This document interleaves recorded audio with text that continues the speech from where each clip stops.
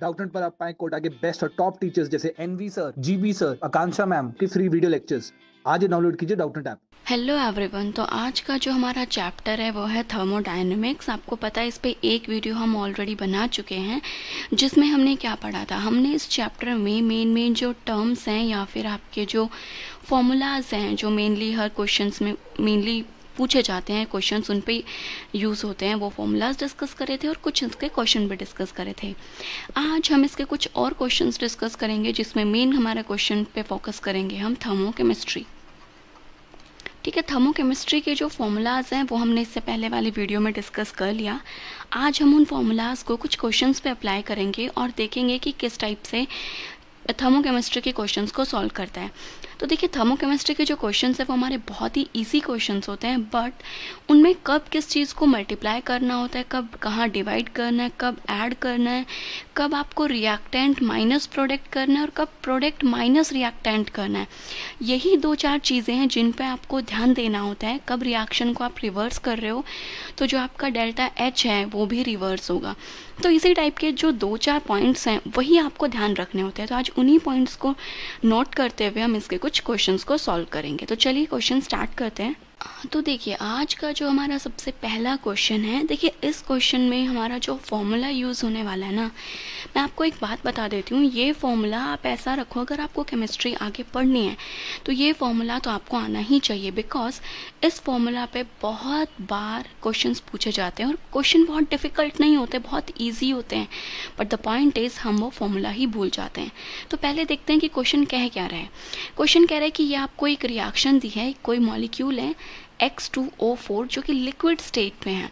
देखिए, थर्मोडायनेमिक्स में हमें जो मॉलिक्यूल की स्टेट्स दे रखी होती है, और not in thermodynamics, even equilibrium में भी इन चीज़ों को थोड़ा सा ध्यान देना होता है, बिकॉज इनसे काफ़ी चेंज आ जाता है। ठीक है, और ये कन्वर्ट हो रहा है आपका किसमें, एक 2 मोल्स ऑफ XO2 में, जो कि आपका गैस मॉलिक्यूल है। इस रिएक्शन के लिए हमें डेल्टा यू दे रखा है, दैट इज इंटरनल एनर्जी दे रखी है हमें, जो कि है आपकी 2.1 किलो कैलोरी, एंड आपको delta S change in entropy भी दे रखी है, डेल्टा एस ये है आपका 20 कैलोरी पर केल्विन, और टेम्परेचर कितना दिया है आपको यहाँ पे 300 केल्विन। ठीक है, निकालना क्या है, क्वेश्चन कह रहा है कि आपको डेल्टा जी की वैल्यू कैलकुलेट करनी है। अब डेल्टा जी के लिए एक कॉमन सा फॉर्मूला जो कि हम सभी को पता है, वो क्या होता है, ये होता है आपका delta G is equals to delta H minus T delta S. ठीक है, ये फॉर्मूला तो सभी को याद होता है। अब बहुत सारे बच्चे इस क्वेश्चन में क्या करते हैं, वो देखेंगे कि हमें टेम्परेचर की वैल्यू भी दे रखी है, दैट इज 300 केल्विन, एंट्रोपी की वैल्यू भी दे रखी है जो कि है आपकी 20 केल्विन इनवर्स।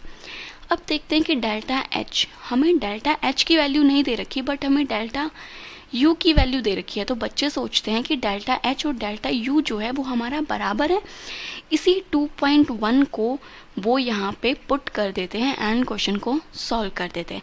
अगर आप ऐसे क्वेश्चन सॉल्व करते हैं तो सीरियसली मत करो, बहुत गलत तरीका है ये क्वेश्चन सॉल्व करने का, बिकॉज डेल्टा यू एंड आपका इंटरनल एनर्जी है जो कि आपकी एक अलग वैल्यू होती है। बट हाँ, ये ट्रू है कि जो आपका डेल्टा एच और जो डेल्टा यू है, इन दोनों के बीच में एक रिलेशन होता है। उसी रिलेशन की मैं बात कर रही थी, उसी फॉर्मूला की बात कर रही थी कि वो फॉर्मूला तो आपको पता ही होना चाहिए। और वो फॉर्मूला क्या होता है, देखिए इससे पहले वाली वीडियो जो बनाई थी, जो मैंने फॉर्मूलाज डिस्कस करे थे, उस टाइम पर भी मैंने वो फॉर्मूला डिस्कस किया था। और वो फॉर्मूला क्या है आपका, that is delta H is equals to delta U. कई बार इसको डेल्टा यू फिर आप या फिर डेल्टा ई, मतलब डेल्टा यू या डेल्टा ई, कुछ भी किसी भी तरीके से इसको रिप्रेजेंट किया जा सकता है, plus delta n g R T, ये फॉर्मूला है। यहाँ पे आप देख रहे हो कि डेल्टा यू और डेल्टा एच में एक रिलेशन है, तो यहाँ से पहले हम डेल्टा एच जो कि आपका एंथैल्पी है उसको कैलकुलेट करेंगे, चेंज इन एंथैल्पी को इंटरनल एनर्जी के इक्वल बिल्कुल भी कंसिडर नहीं करना। अब कैलकुलेट कैसे करेंगे, तो देखिए, अब पहली चीज़ ये है कि यहाँ पे जो आपको डेल्टा यू दे रखा है, ये किस में है आपका, किलो कैलोरी में। तो हम पहले इसको कैलोरी में कन्वर्ट कर लेंगे। कैलोरी में कन्वर्ट करने का रीज़न मतलब ये है क्योंकि जो आप आर की वैल्यू यूज़ करते हो वो कैलोरी में यूज़ करते हो, या फिर आप उस आर की वैल्यू को किलो कैलोरी में यूज़ करो। मतलब जैसे आपको कैलकुलेशन कन्वीनियंट लगती है आप उसको वैसे सॉल्व कर सकते हो। तो मैंने क्या किया, जो आपका डेल्टा यू है दैट इज़ 2.1 इंटू में 10⁻³ क्योंकि मैंने इसको कैलोरी में कन्वर्ट किया, प्लस डेल्टा एन जी क्या होता है। देखिए डेल्टा एन जी की बात करूं तो ये होता है आपका number of moles of product minus में number of moles of reactant but only of gaseous species. कोई सॉलिड है या फिर लिक्विड है तो उसके मोल से हमें कोई लेना देना नहीं है, इसीलिए मैंने इसको सिर्फ डेल्टा एन नहीं लिखा। अगर सॉलिड और लिक्विड के भी हमें कंसिडर करने होते तो मैं यहाँ पे सिंपल आपका डेल्टा एन लिख देती, मतलब change in number of moles, but मैंने यहाँ पे जी लिखा है। जो जी है ये आपका स्टैंड कर रहा है फॉर गैस, कि हम सिर्फ गैस को ही कंसिडर करेंगे। तो इस केस में मैंने बोला प्रोडक्ट माइनस रिएक्टेंट, तो देखिए प्रोडक्ट के number of moles gaseous state में कितने हैं आपके 2, तो हमने किया 2 माइनस रिएक्टेंट में गैस है ही नहीं हमारे पास तो लिक्विड है, और लिक्विड के मोल्स को हम कंसिडर नहीं करेंगे तो ये आएगा आपका 0। उसके बाद आपको क्या पुट करनी है, आर की वैल्यू। आर जो कि गैस कांस्टेंट है, कैलोरी में उसकी वैल्यू क्या होती है 2 कैलोरी, राइट। तो आप इसको करोगे 2 इंटू में टेम्परेचर हमें यहाँ पे कितना दे रखा है 300 केल्विन। अब क्या करना है, आपने इसको यहाँ पे सॉल्व कर लेना है। तो देखिए 2 2 ज़ा 4 4 12, तो ये हो जाएगा आपका यहाँ पे अराउंड 1200 और ये आ जाएगा 2100। तो जब आप इसको सॉल्व करेंगे तो ये क्या आ गया आपका दैट मच कैलोरी। तो ये आई आपकी डेल्टा एच की वैल्यू, बट हमें तो डेल्टा जी कैलकुलेट करना है। तो आप अब सारी वैल्यूज़ आपके पास हैं, आपको जस्ट पुट करनी है। तो ये हो जाएगा आपका 300 माइनस में टेम्परेचर है 300 इंटू में डेल्टा एस कितना दे रखा है 20 और कैलोरी में ही है, तो मतलब चेंज करने की हमें कोई भी ज़रूरत नहीं है। देन जब आप इन दोनों को सॉल्व करेंगे तो ये आ जाएगा आपका माइनस का 27 कैलोरी। बट ऑप्शंस आप देख सकते हो कि जितने भी ऑप्शंस हैं वो सारे आपके किलो कैलोरी में हैं। तो आप सिंपली क्या करेंगे, इसको 1000 से डिवाइड कर देंगे। तो जब 1000 से डिवाइड करेंगे तो ये आ जाएगा माइनस 2.7 कैलोरी। ऑप्शंस देखिए तो देखिए जो आपका बी ऑप्शन है वो हमारे आंसर से मैच कर रहा है। तो इस क्वेश्चन में जो पॉइंट था, जो आपको ध्यान देनी थी चीज़, वो सिर्फ ये कि डेल्टा एच और डेल्टा यू बराबर नहीं होते, इनके बीच में एक रिलेशन होता है। तो वहाँ से आप उस डेल्टा एच या फिर चेंज इन एंथैल्पी की वैल्यू कैलकुलेट करके सिंपली गिब्स फ्री एनर्जी को कैलकुलेट कर सकते हैं।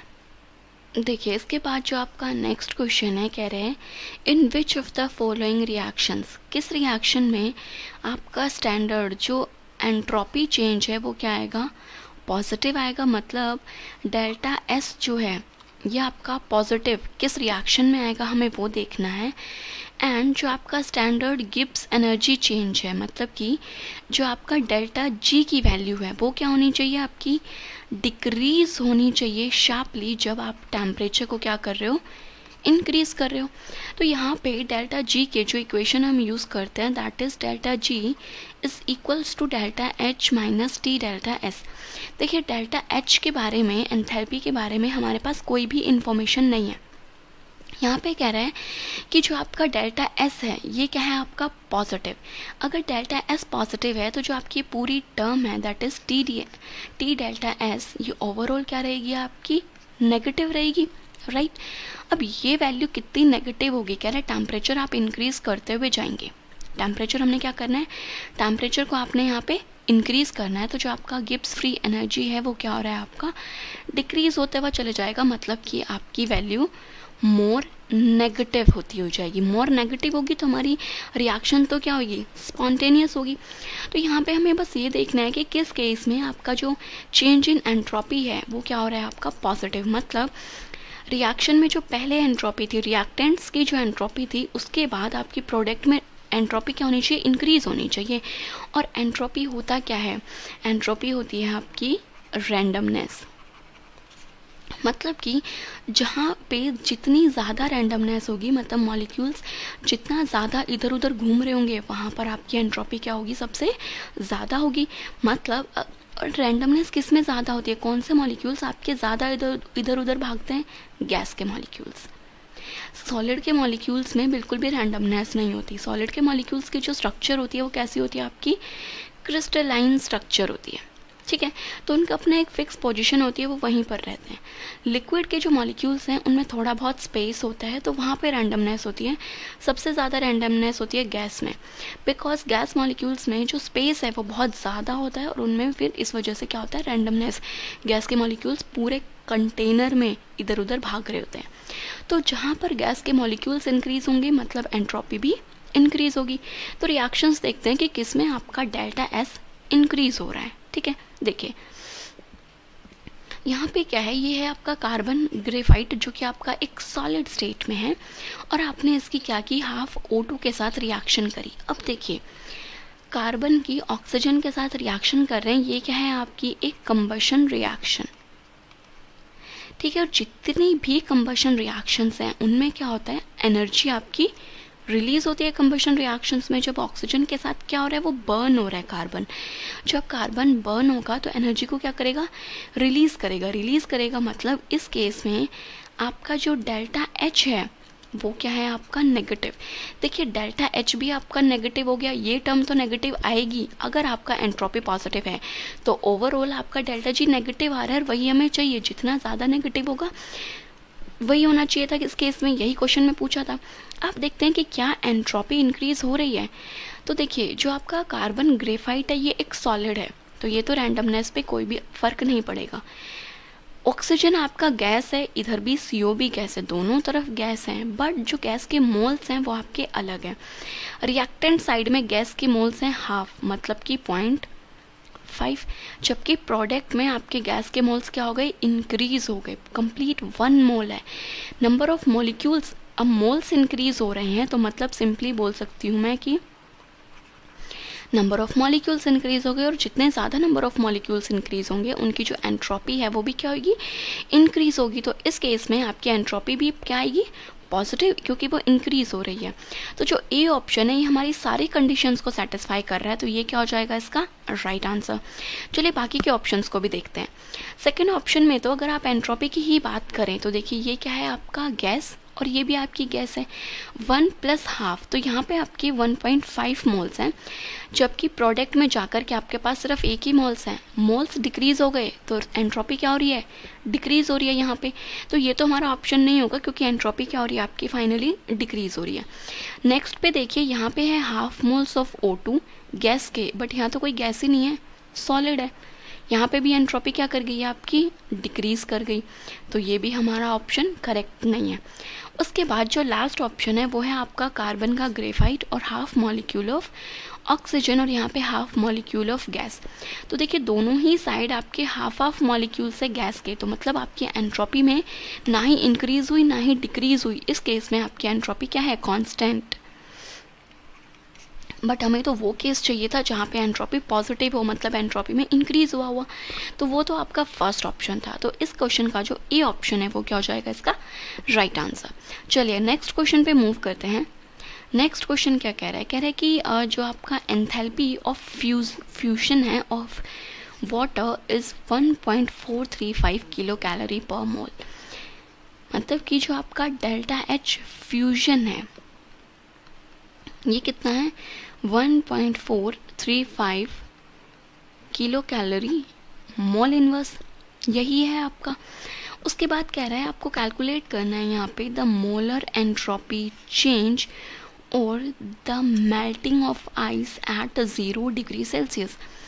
आपको यहाँ पे डेल्टा एस क्या करना है, यहाँ पे कैलकुलेट करना है at the melting of ice, जब आपकी आइस क्या हो रही है, मेल्ट हो रही है उस टाइम पे।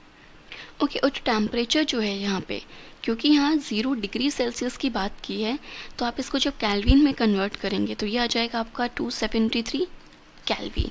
अब आपको एंट्रोपी कैलकुलेट करनी है, और हमें पता है कि जो आपका एंट्रोपी और एंथैल्पी में एक रिलेशन है, that is delta S is equals to delta H upon T.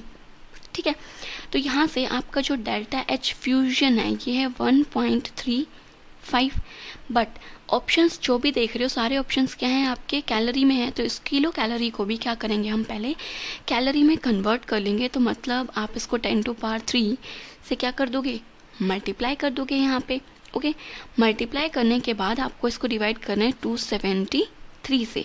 तो जब आप कंप्लीटली इसको सॉल्व करोगे तो ये आ जाएगा आपका यहाँ पे 5.26 कैलोरी पर मोल पर केल्विन, राइट। तो अब ऑप्शंस देखेंगे तो देखिए यहाँ पे जो आपका सी ऑप्शन है ये हमारे आंसर से मैच कर रहा है, तो ये क्या हो जाएगा इसका राइट आंसर। उसके बाद जो आपका नेक्स्ट क्वेश्चन है ये कह रहा है कि आपको स्टैंडर्ड एंथैल्पी ऑफ वेपराइजेशन दे रखी है वाटर की 100 डिग्री सेल्सियस पे 40.66 किलो जूल मॉल इनवर्स है। Internal energy that means delta U दे रखा है वेपराइजेशन ऑफ वाटर का at 100 degree Celsius. Okay, delta U जो है ये आपको कैलकुलेट करना है। तो देखिए अभी आपने एक क्वेश्चन किया था जिसमें डेल्टा एच और डेल्टा यू में हमारे पास क्या था, एक रिलेशन था। Okay, vaporisation, enthalpy of vaporisation की बात कर रहा है, तो एंथैल्पी ऑफ वेपोराइजेशन और वो भी किसके, वाटर की। वेपर का मतलब क्या है कि लिक्विड से गैस फेज में जब जाते हैं तो इसको हम बोलते हैं एंथैल्पी ऑफ वेपोराइजेशन। तो मतलब कि ये है आपका H2O लिक्विड। H2O लिक्विड आपका कन्वर्ट हो रहा है H2O गैस में एट 100 डिग्री सेल्सियस। आपको निकालना क्या है, यहाँ पे रिलेशन होता है delta H is equals to delta U plus delta n g R T. यहाँ पे मुझे डेल्टा यू कैलकुलेट करना है बिकॉज आपको इंटरनल एनर्जी कैलकुलेट करनी है, तो हमने बोला delta U is equals to delta H minus delta n g R T. अब डेल्टा एच जो है वो हमें दे रखा है दैट इज 40.66, तो ये हो जाएगा आपका 40.66 राइट, इनटू में माइनस।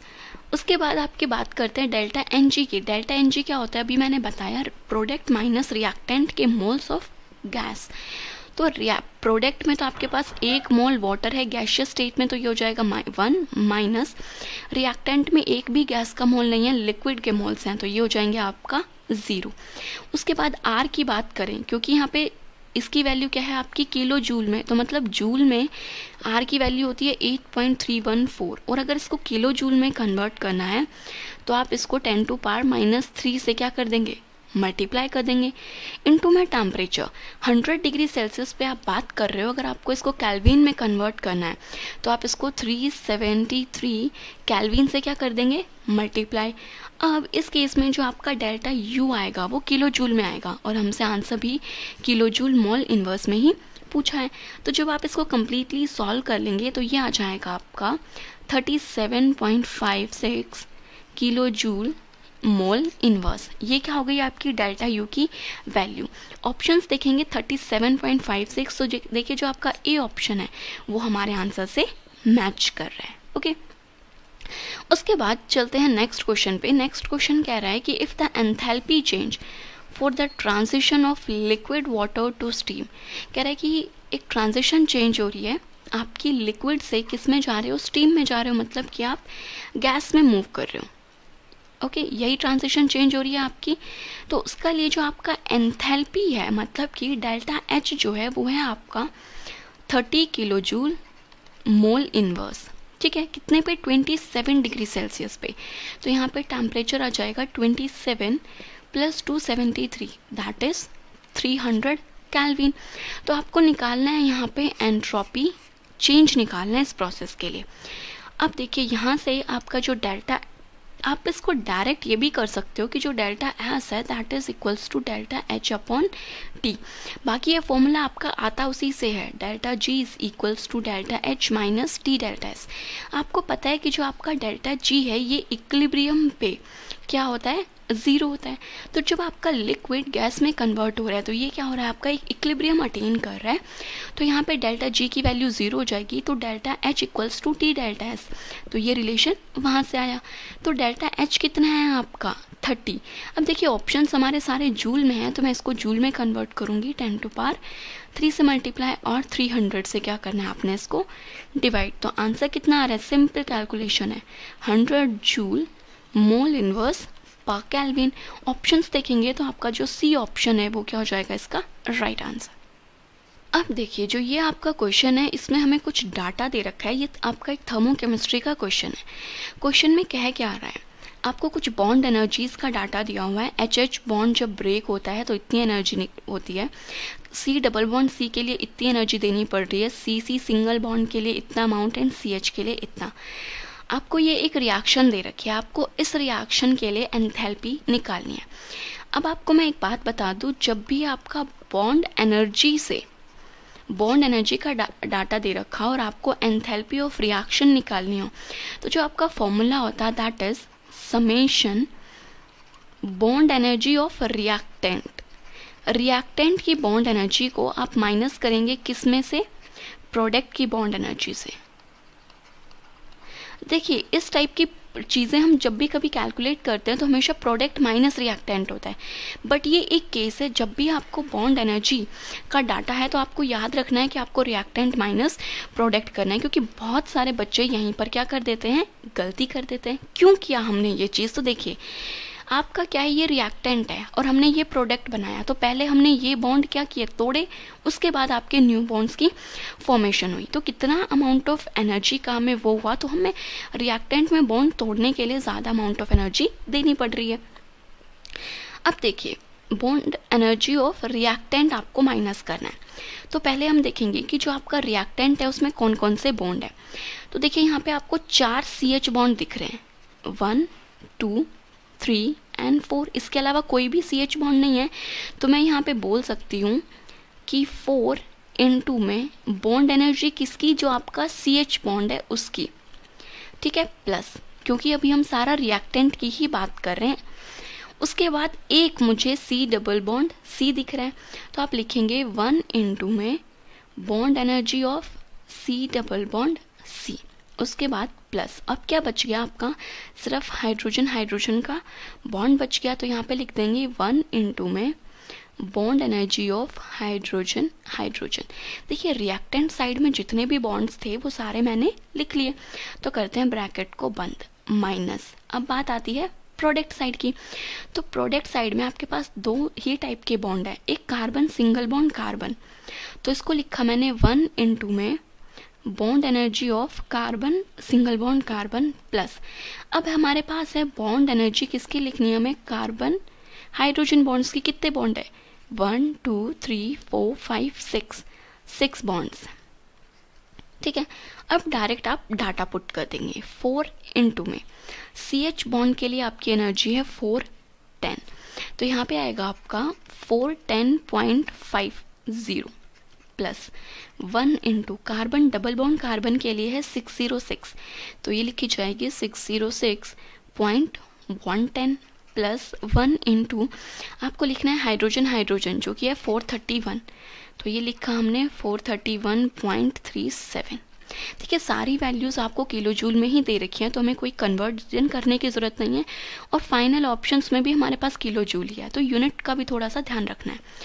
उसके बाद बात करूंगी मैं प्रोडक्ट साइड की, प्रोडक्ट में आपके पास है 1 कार्बन की एनर्जी है 336, तो यह आ जाएगा आपका 336.49 प्लस 6 में CH बॉन्ड, और CH बॉन्ड की एनर्जी है 410.50, ठीक है।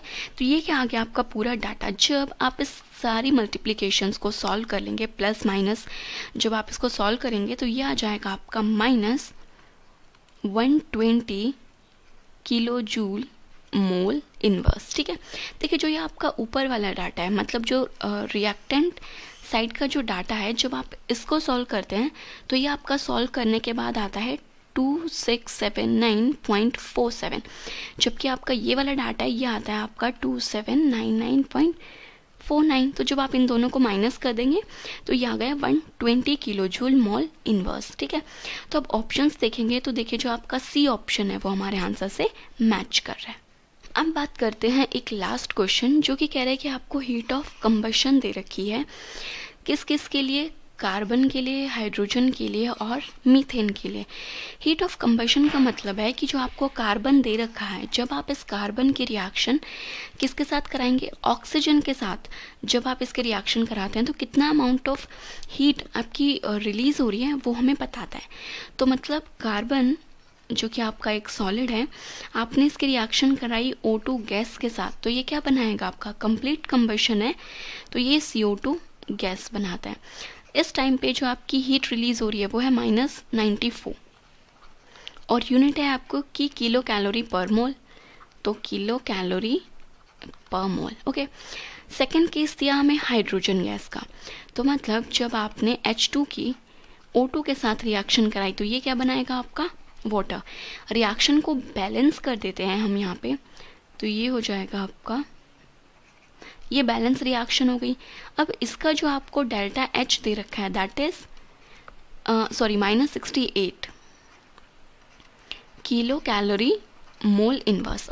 बिल्कुल भी नॉट ओके। अब बच्चे गलती यही कर जाते हैं। तो देखिए, जो आपका हीट ऑफ कंबशन दे रखा है वो हमें 1 मोल के लिए दे रखा है, मतलब कि 1 मोल कार्बन की जब आप हीट ऑफ कंबशन करेंगे उसके लिए आपकी ये इतनी एनर्जी है। बट यहाँ पे हमने H2 के 2 मोल ले लिए गैस के, तो आपका जो डेल्टा H है इसको भी आप क्या करेंगे, 2 से मल्टीप्लाई करेंगे, मतलब इसके लिए आपका जो डेल्टा H है ये होगा -68 into 2 kilo calorie mole inverse. तो इन चीज़ों का आपको यहाँ पे बहुत ज़्यादा ध्यान रखना है कि किस रिएक्शन को आप 2 से मल्टीप्लाई कर रहे हो, किसको डिवाइड कर रहे हो, किसको प्लस माइनस रिवर्स क्या कर रहे हो, तो आपके साइन चेंज होते हैं, उसको मल्टीप्लाई या डिवाइड करना पड़ता है। उसके बाद जो नेक्स्ट है दैट इज़ मीथेन। तो आप क्या करोगे, मीथेन की जब ऑक्सीजन के साथ रिएक्शन कराते हो तो ये बनाता है आपका CO2 प्लस वाटर, तो ये हो गया आपका hydrogen balance and oxygen balance. इसकी जो आपकी एंथैल्पी है that is -213 kilo calorie mole inverse. अब आपको फाइनल जो रिएक्शन है जिसके लिए डेल्टा H कैलकुलेट करना है वो है आपका carbon plus 2 moles of hydrogen plus methane. तो देखिए, आप यहाँ से क्लियरली देख सकते हैं कि हमें क्या क्या किस तरफ चाहिए। मीथेन आपको राइट साइड में चाहिए, जहाँ यहाँ मीथेन आपका लेफ्ट है, मतलब इस रिएक्शन को तो मुझे रिवर्स करना है, राइट। तो चलिए मैं सबसे पहले इस रिएक्शन को रिवर्स कर देती हूँ। तो ये आएगा आपका CO2 plus 2 moles of water gives 2 moles of O2 plus methane. तो इसका जो डेल्टा H का साइन है वो भी चेंज होएगा, ये हो जाएगा 213 किलो कैलोरी मोल इनवर्स। अब मुझे कार्बन और हाइड्रोजन दोनों किस तरफ चाहिए, लेफ्ट साइड में, और इन दोनों रिएक्शंस में लेफ्ट में ही है, तो मतलब ये दोनों रिएक्शन मुझे एज इट इज रखनी है। तो ये हो गया carbon plus O2 gives CO2, इसके लिए डेल्टा H है आपका 94 मोल इनवर्स, और ये है आपका 2 moles of H2 gives O2 with 2 moles of water, इसके लिए है -68 into 2 kilo calorie mole inverse, ठीक है। अब देखिए, क्या आप इस रिएक्शन को जब क्या कर रहे हैं, यहाँ पे ऐड ऑन कर रहे हैं, तो हमें क्या मिल रहा है, क्या क्या चीज़ें कैंसिल हो रही है पहले वो देख लीजिए। ये 2 मोल्स ऑफ ऑक्सीजन इस 2 मोल ऑफ ऑक्सीजन से कैंसिल हो गए, ये 2 मोल ऑफ वाटर इस वाटर से चला गया, ये CO2 इस CO2 से चला गया, बचा क्या, carbon plus 2 moles of hydrogen and CH4, और यही हमारी फाइनल रिएक्शन है। मतलब हमने बिल्कुल सही किया, हमने क्या किया, ये जो तीनों रिएक्शंस थी इनको मैंने ऐड किया है, ठीक है। तो अगर आपको delta H enthalpy of reaction लगाना है तो सेम इन वैल्यूज़ को भी क्या करोगे, ऐड। तो ये है आपका 213, अब जिनका जो साइन है वो तो एज इट इज रहेगा, प्लस -94 प्लस -68 इंटू क्या करोगे आप यहाँ पे 2 कर दोगे, ठीक है। तो आप क्या कीजिए, इन वैल्यूज़ को यहाँ पे ऐड कर लेंगे, सॉल्व करेंगे, तो ये आ जाएगा आपका -70 किलो कैल्विन पर मोल, क्योंकि हमारी यूनिट तो किलो कैलोरी पर मोल ही थी। अब ऑप्शंस देखते हैं कि कौन से ऑप्शन से हमारा आंसर मैच कर रहा है। तो हमारा आंसर क्या आया था, -17। तो देखिए, जो फर्स्ट ए ऑप्शन है इससे हमारा आंसर मैच कर रहा है, तो ये क्या हो जाएगा इसका राइट आंसर।